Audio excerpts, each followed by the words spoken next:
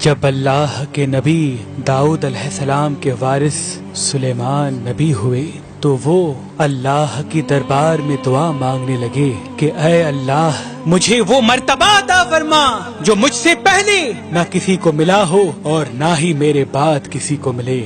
وہ دور ایک عجیب دور تھا، لوگ جنات کالا جادو پہ زیادہ یقین رکھتے تھے۔ اللہ نے اپنے نبی سلیمان علیہ السلام کے لیے چرند پرند ہوا جنات کو ماتحت کر دیا۔ تو بس اللہ کے نبی سلیمان علیہ السلام جہاں بھی کفر نفرت اور انسانوں پہ ظلم دیکھتے تھے تو آ کے اپنے معجزات دکھاتے تھے، اور یوں انسان آپ کو اللہ کا نبی سمجھ کر صحیح رستے پہ آ جاتے تھے۔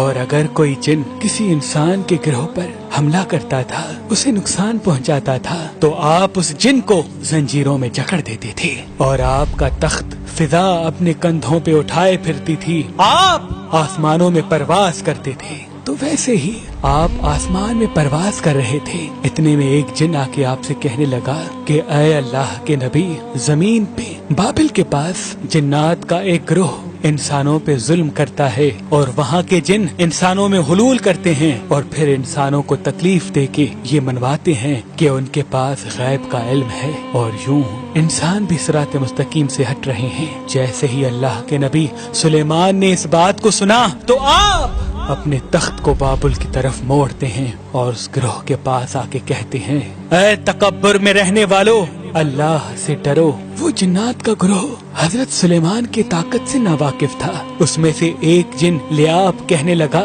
ہم کسی سے نہیں ڈرتے اور ہم اپنی مرضی چلاتے ہیں۔ اور اس کے قبائل کے کچھ جن حضرت سلیمان علیہ السلام کے تخت کے چاروں طرف سے آ جاتے ہیں اور کہتے ہیں، اگر تو واقعی سچا ہے تو ہمیں قید کر کے دکھا۔ تو بس اللہ کے نبی سلیمان علیہ السلام جیسے ہی اپنی عصا ان جنات کی طرف کرتے ہیں تو ہوا اور مٹی کا ایک عجیب طوفان اٹھتا ہے اور زمین کو چیر کے لوہا نکلتا ہے اور زنجیروں میں تبدیل ہو جاتا ہے، اور وہ زنجیریں ہر اس جن کی گردنوں پہ آ پڑتی ہیں۔ وہ تمام کے تمام جن زمین بوس ہو جاتے ہیں، اور اللہ کے نبی سلیمان کے قدموں میں گر کے کہتے ہیں کہ آپ کون ہیں؟ پھر آپ فرماتے ہیں، میں اللہ کا نبی داؤد کا بیٹا سلیمان ہوں، اور اللہ نے مجھے اس زمین پہ امن اور سلامتی کے لیے منتخب کیا۔ اے گروہ جن، خبردار ہو جاؤ، اس زمین پہ فساد نہ پھیلاؤ، ورنہ اللہ کا عذاب تم کو فنار کر دے گا۔